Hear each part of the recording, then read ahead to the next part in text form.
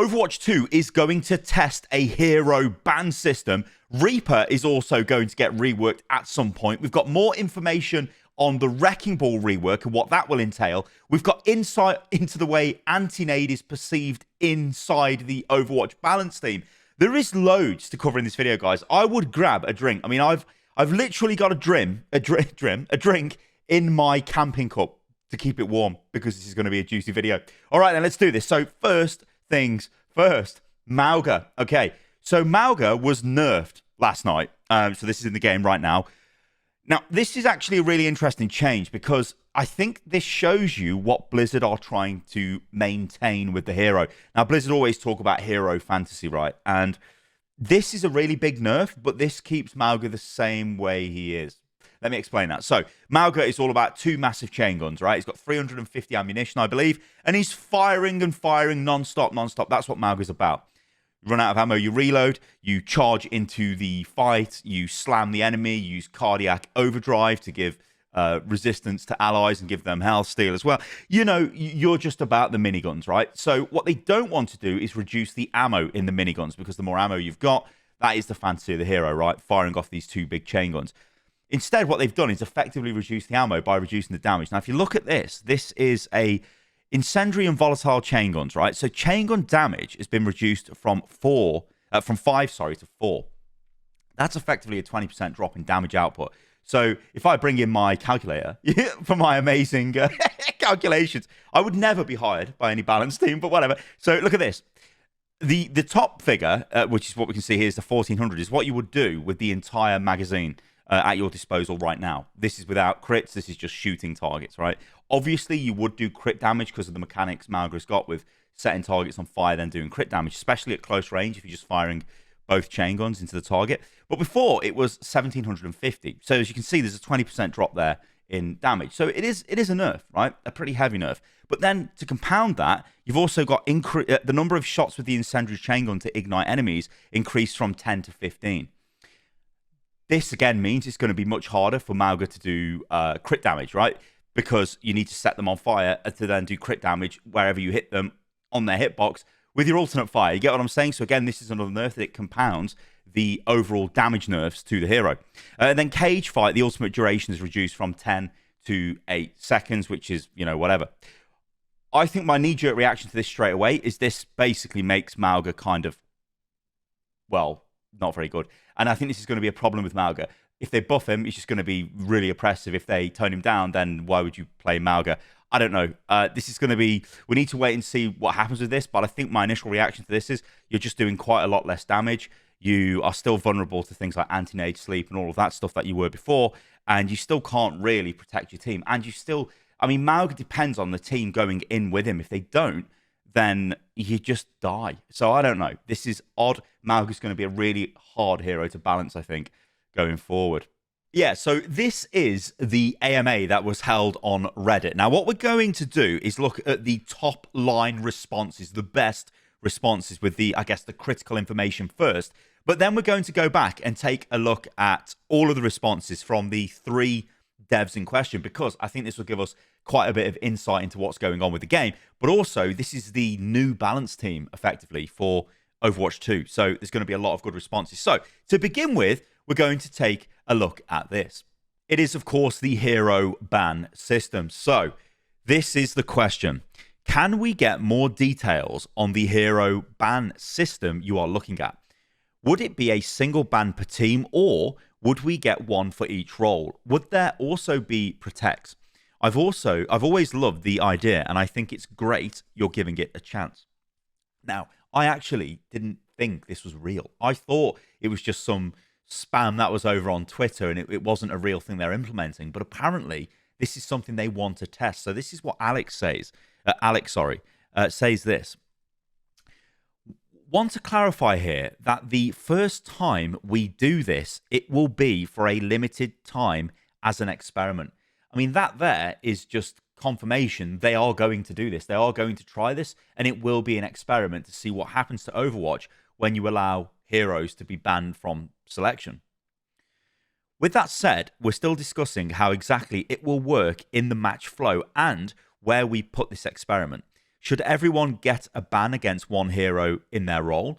Should this experiment actually run in competitive for a weekend, or should it get its own queue? How long is this phase before you select heroes? How much time does a team need to feel like they are strategizing, but not so long it significantly increases match length? Those are the sorts of questions we talk about in our design meetings around this. I think any sort of ban system in Overwatch has the chance to be fairly polarizing, especially when your main gets banned. The point of the experiment will be to gather some initial feedback and make sure that if we ever move forward with permanently adding bans, we've covered all of our bases. Right then. Bans and Overwatch. This is a debate as old as time, since the game began. This is up there with role queue, back in the day where it was, you could just select any role. It didn't matter. And you were praying that you actually got a support on your team. Role queue fixed a lot of those problems, but obviously people did like the older way. Now, the problem with Overwatch, and I think Alec does, he does drop on this very, very succinctly here when we look at this, the whole thing of like this down here, what happens if your main gets banned? Like, what actually happens if your main gets banned? Now, Overwatch to me is a game based on swapping your hero. That's what you do, right? And I think they should be able to balance the game around that anyway. However, if they do go down a path of banning heroes, what is the biggest negative of that? Well, it's your main gets banned. Now, if a lot of people who play Overwatch generally play like 1 or 2, maybe 3 heroes at a push, but there is one hero that you will say is your main. And if that hero gets banned, you are not going to feel very good because you are locked into a certain period of time of whatever the competitive match type or whatever it is you're in. Let's say maybe you've got like a 20-minute push game or something and you're a Winston player, but oh no, Winston's been banned. Okay, so now I've got to play a different tank. But I actually wanted to play Winston.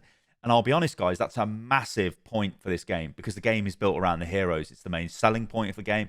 It's what attracts players to the game. So if you start restricting the hero selection, then you might have a problem. However, there is another way of looking at this. Look at League of Legends. Look at all the MOBA games out there. They basically let you ban heroes. People don't moan about it in those games, and it does create interesting strategies, doesn't it?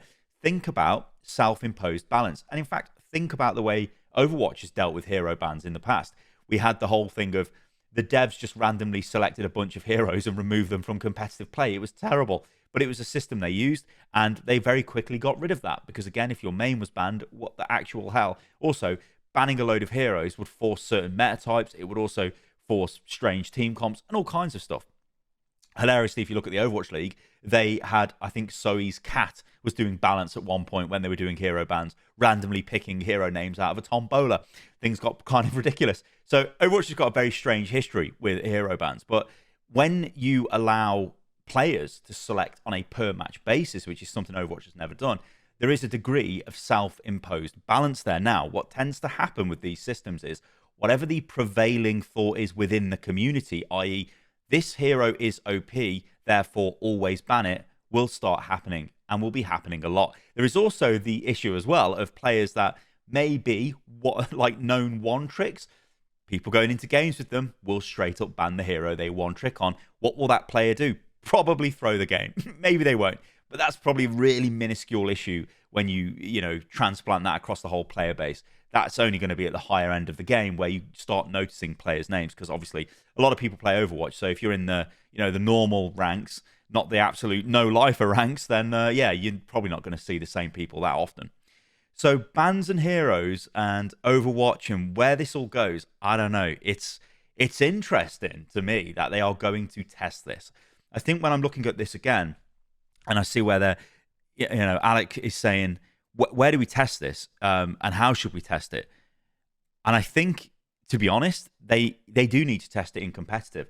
It needs to be a thing that happens. And because you're never going to get the correct data if it's just a queue that is outside of comp. It needs to be comp for a weekend. Let's say hero bans are just instituted in whatever way they want to do it, and we go forward and we see how it works. Now, of course, these things are easier said than done. There's a lot of development time required to do things like create the UI for the hero ban system, code the way it works and all of that stuff. So very interesting stuff, though. Hero bans are coming to Overwatch. We don't know when, but they're going to come first as a test, and that is massive.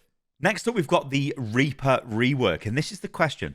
I don't know if this will be seen, but I know it was mentioned that there are a certain number of heroes that the team is looking at for reworks or kit tune-ups. You mentioned Wrecking Ball as being the top of that list. Is Reaper being looked at for a rework at all? I love his current kit, but he does seem prime for a rework since he has been available, since he has an available ability slot. And then, on an unrelated note, any plans for a talent-heavy themed Mauga skin? I would love to have that one.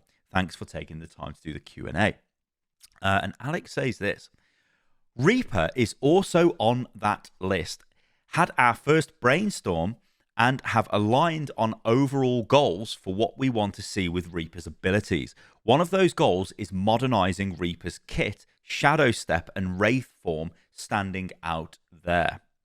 We may also explore some new abilities for Reaper on the right click, so the alternate fire, but don't want to take the space just because it's available. If we add something there, we want to give him slightly more decision making in combat than he currently has. So, Reaper, let's be real here. Reaper is a very one-dimensional character.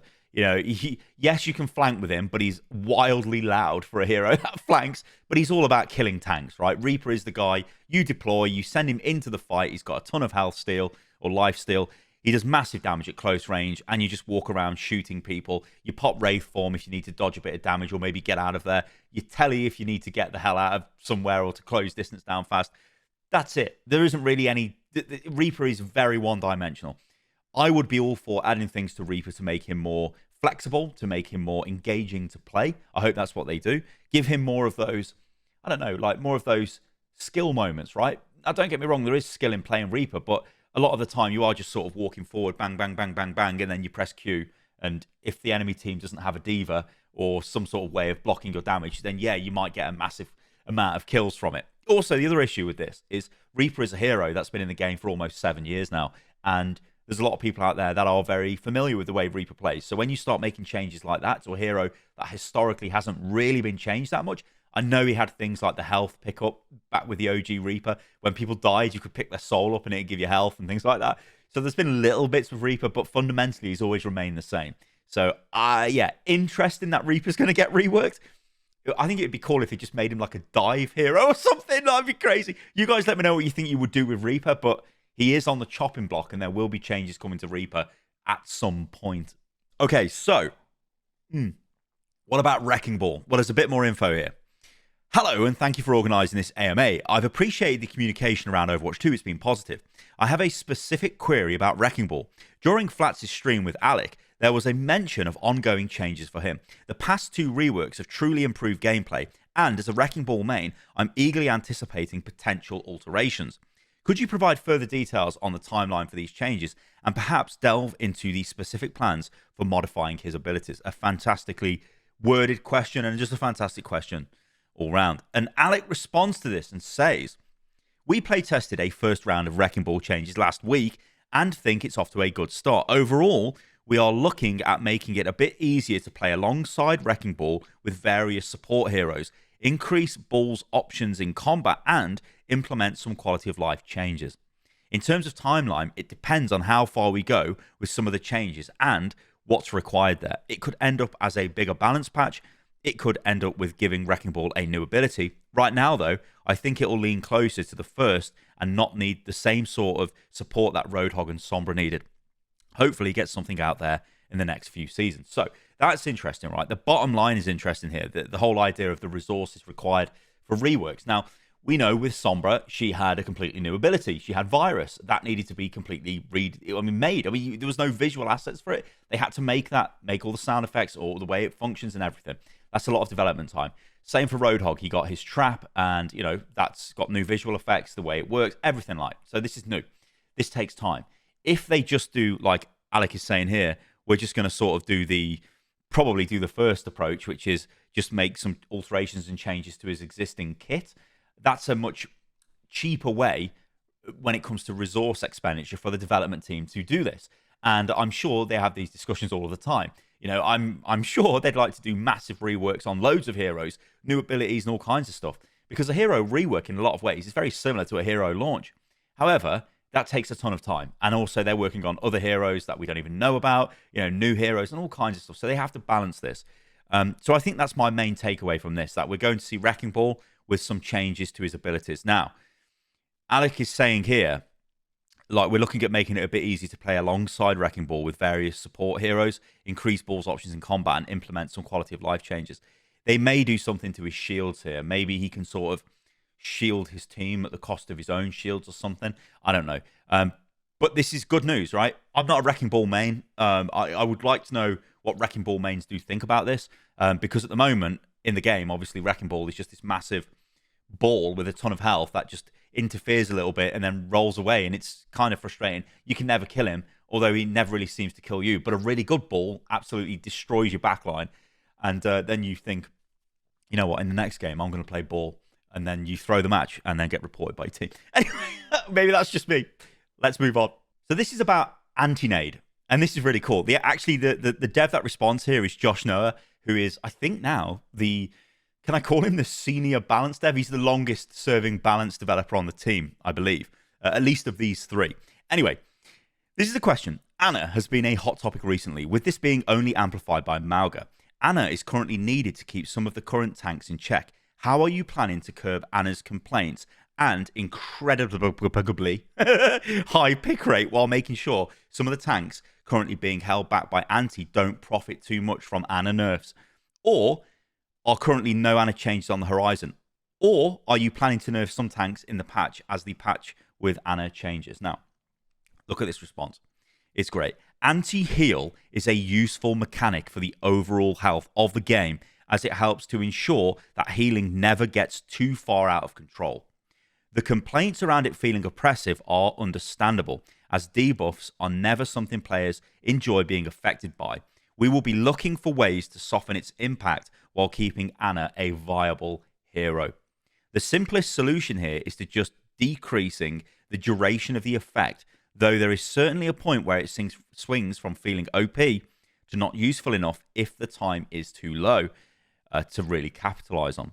The reaction around it does also suggest that healing is probably too impactful overall. So we'll be looking to address that in the near future as well, whether that is handled in the case of individual heroes like Rodogs Take a Breather or more systemically. Now, yes, I mean, the good news here is healing is being looked at, and we do kind of know this because Alec did kind of say this. I think it was on the Emong and Flat stream, where they were like, you know, we are looking at healing and we're looking at burst damage as well.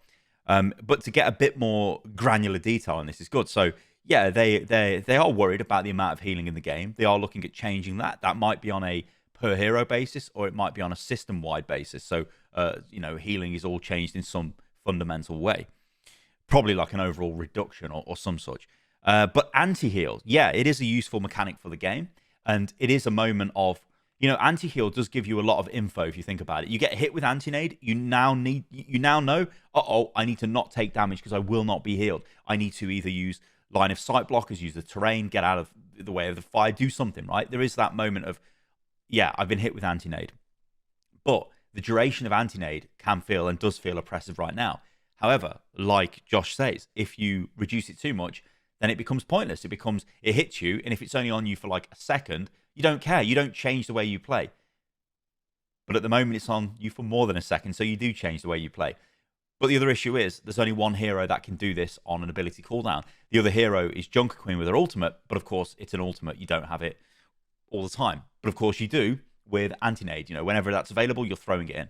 So yeah, there's maybe a world where we start seeing another increase to the cooldown of anti-nade.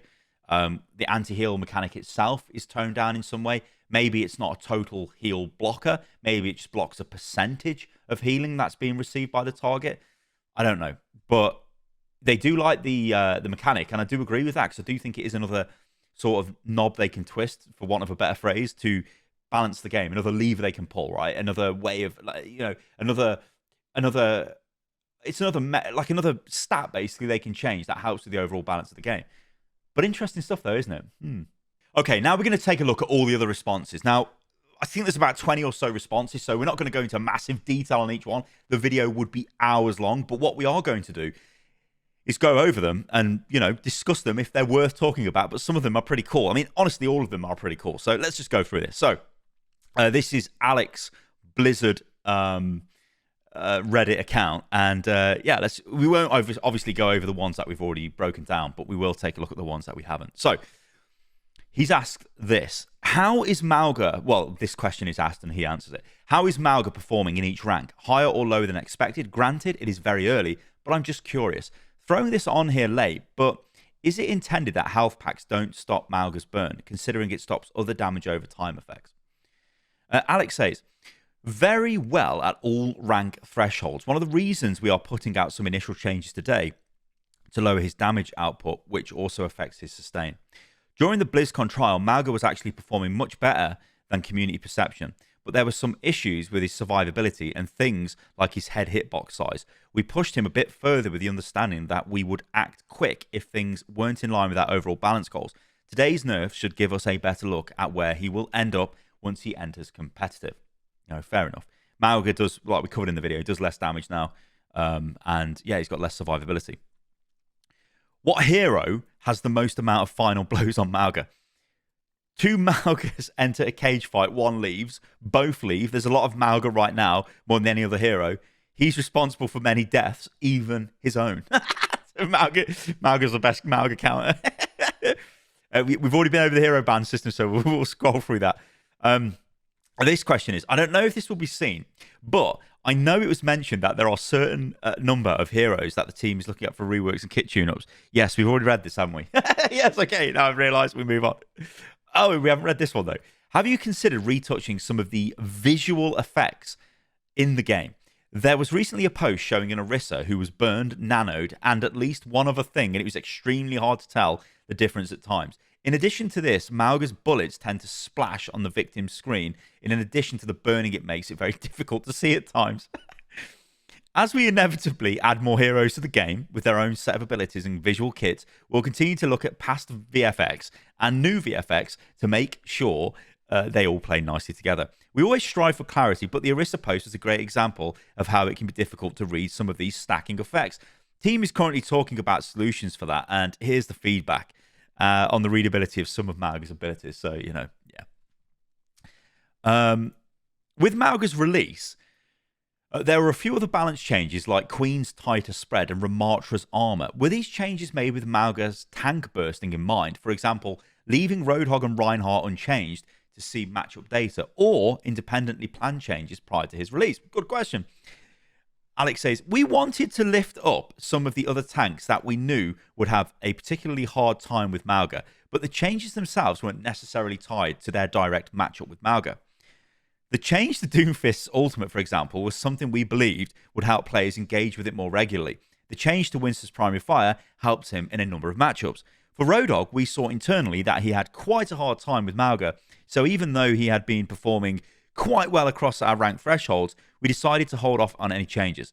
How Roadhog slots into the meta will be made more clear with upcoming Mauga changes and Mauga's inclusion is competitive.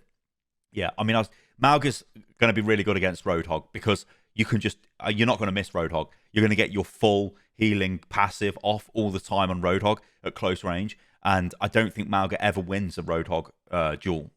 Maybe this nerfed one might lose, I don't know, but I think Mauga, because he's basically a tank busting tank, so any tank that was super susceptible to like Reaper or Bastion is just going to die to Mauga. That's the way to look at it. Yes, we've already been through that question, and I believe that's the end of it because this is 21 days ago. All right, then, so let's jump over to Blizz Tess, another one of the balance devs. And let's just go through this. So, Mauga seems very feast or famine at the moment. When he works really well. But when he doesn't work, he's basically useless. He also demands a lot of attention from his support line, to the point that it feels like you have to heal by him, or else he'll evaporate the instant you look away. Has the team noticed similar patterns in their data? Great question again. The way Mauga was designed invites players to get up into the thick of the fight all together with his team. Overrun encourages players to land directly on top of their opponents, and his dual fire mode is more effective at close ranges. So yeah, charge in. Yeah, makes sense. Cardiac Overdrive and Cage Fight invite his teammates to stay close to him to take advantage of their defensive benefits. This can cause Maugas to go into a lot of situations that are more precarious and result in him struggling if his team isn't on the same page. Yeah. Mauga's abilities are hang on, let me take a drink. I'm losing my mind. Mauga's abilities are versatile and have uses in situations where they don't get full value. Overrun, for example, lets you run away from a fight with damage resistance, so they can't poke you from further away with alternating his single fire chain guns. As time goes on and players explore Mauga's kit more nuanced uses of his abilities should hopefully make playing him less polarizing.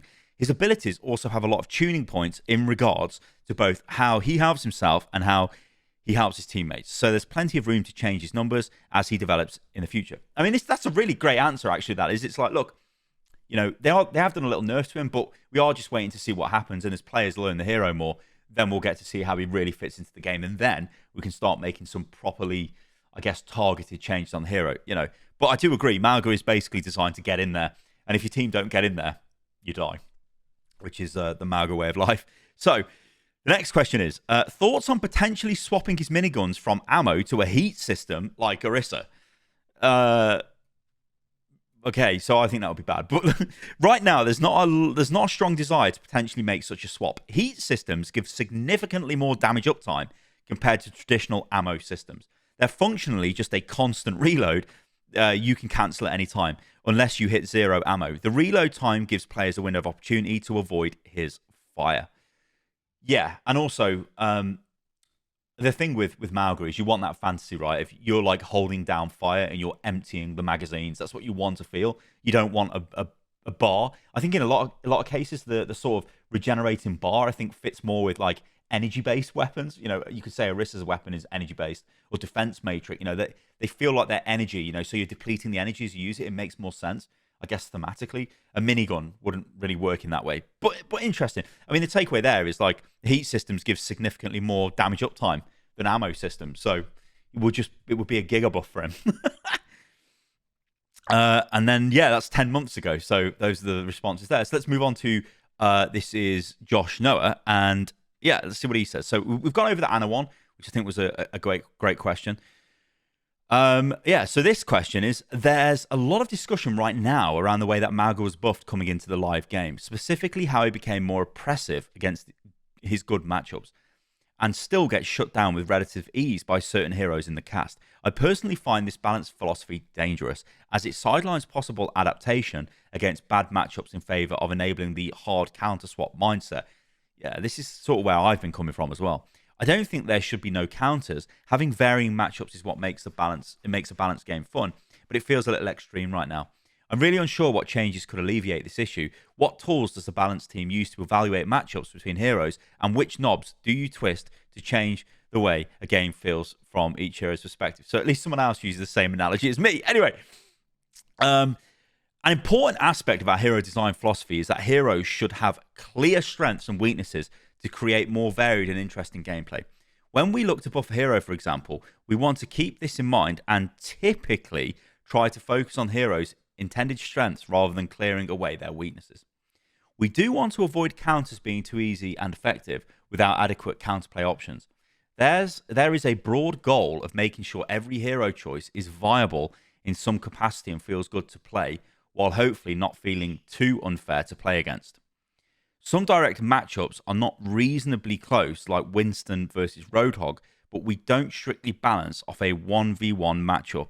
At 1v1 matchups as Overwatch team, it is a team game. Winston has a good chance to win by going after everyone that is not Roadhog, for example.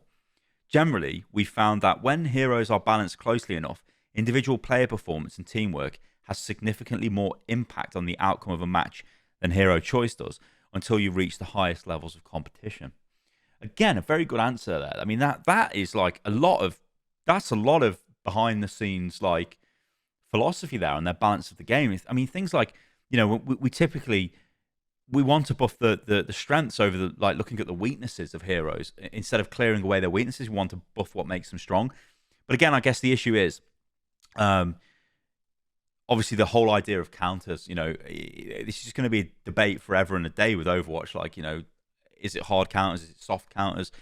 How are they designing heroes? Clearly, heroes come into the game and they've got an obvious function. It's like, this is a dive tank. This is, you know, a Mauga, you know, so you're going to play them in one way. I mean, Reaper, again, is a great example of, yes, I'm just going to get close to tanks and kill them. That's what I do. I guess the issue with all of this, though, is, you do get different, like there are different levels of player input required, I guess, for a relative output. So you could argue that, look at a Tracer compared to a Bastion, you would get a lot more value out of the Bastion in a lot less hours than learning to play Tracer, who's very hard to play, but once you get to the highest levels, they're very strong. So swings and roundabouts, but I think that's going to be a debate forever as well. And generally more elitist players do get kind of peed off about that, where they're just like, I hate the fact that there's this guy. I mean, you see this a lot where it'll be like, oh, this person was Diamond last season, but now they're GM. What the hell? It's just because X hero is now super strong or whatever. It's like these players have got no skill. But in a way, that's kind of the way Overwatch is. You know what I mean? So I don't know. It's going to be hard. I mean, Moira always comes into this debate. The value you get out of Moira compared to having to, I don't know, play Anna maybe relative to that. It's difficult. Again, it depends at what level you're playing the game at. So yeah, good answer though. That was really good answer. Mauga's ult is pretty interesting in that almost nothing can escape from it. The only way out of it are Sim's TP and Lifeweaver's pull, also EMP if you count that as escaping. How does the team determine which abilities can counter which ults? Is it more about consistency between the ults, the power levels of each ability, the heroes that are likely to be played in matchups, technical limitations of the game, or is it a little less premeditated and a little more played by ear? This is usually trying to be consistent with game mechanics. We do make exceptions when necessary for the sake of game balance, but the less often we need to do that, the easier it is for our players to learn and understand these many interactions across multiple heroes. Yeah, you've got to keep things consistent, because if you don't, I mean, Overwatch doesn't really. There's a load of examples of things which work, that don't work how you would expect them to work because of a special rule, because of this and that. He just gets a right mess sometimes. But anyway, Mauga's ultimate tethers are applying what we internally call mobility lock, which disables movement skills. Other things that use mobility lock, like Junkrat's Steel Trap, Cassidy Magnetic Grenade, Hinder Effects, Zarya and Sigma ultimates. For gameplay consistency, you should be able to use Symmetra Teleporter and Lifeweaver's Grip against those abilities. So, yeah. The next question is, could you tell us some of these scrapped or early abilities you have for Mauga? I always love it when they answer these questions. Just like how you showed us Iliari abilities that were scrapped, I would love to see what ideas you had early on for Mauga. Game design goes through a lot of iteration to find the most engaging combination of mechanics within the scope of our goals. We naturally try a lot of prototype variations, even with a strong starting idea. We tried a few alternate mobility abilities. Say that fast together really quick for Overrun. One of the first ideas was a short-range dash that would toss enemies into the air behind him if you impacted them. It was fun to use, but the transition from third person to first person and trying to turn around to shoot them wasn't easy. And solutions like automatically doing a 180 with a camera took away control from players. And of course, they don't like taking away from control from players. That's why they've been slowly adding CC back into the game. The weapons had a couple of alternates, such as a flamethrower, oh yes, and incendiary grenade launchers. There were a few attempts at having two very different firing weapons in each hand. So one being like a hit scan like it is now, and the other being a travel time projectile.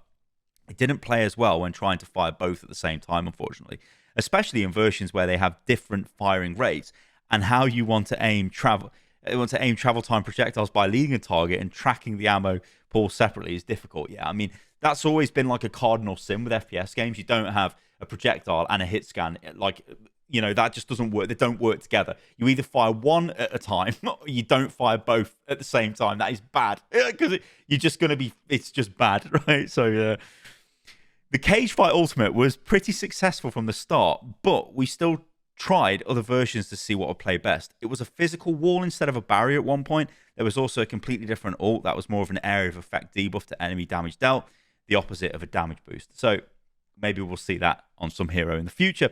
I think a flamethrower would have looked pretty. I probably would have worked, to be honest with him, at close range. But I think they wanted the dual minigun aspect of him, because I think a lot of his concept art was based on the Talon Heavy Trooper that had dual miniguns. If he just had one minigun and then a flamethrower, and also firing at range might feel a bit stupid. But I guess with that, the flamethrower, you would never use it at range anyway. You just use your hit scan weapon, and then at close range, you'd just be firing both. So I don't know, maybe that would would have got around that issue. But yeah, I think they just wanted dual miniguns at the end of the day. I'm really enjoying Mauga's dual guns gameplay. Setting people on fire with one gun and getting to crit with the other is very fun. It is. I love it. It's the best thing about Mauga. Unfortunately, it feels like the best way to play Mauga is to shoot both guns at the same time, making his interesting gameplay mechanic an afterthought.